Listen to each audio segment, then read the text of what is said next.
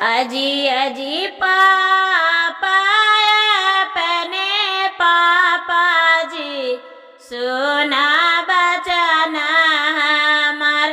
कवने करन में दियावारी गेला जी साजन छे कले दुआर कवने करन में दियावारी गेला जी साजन छे कले दुआर आगे आगे बेटी दुलर तो बेटी गे सोना बचाना मार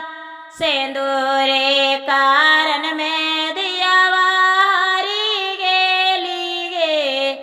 साजन छे कला दुआर सेंदूरे कारण में दियावारी गेली गे सा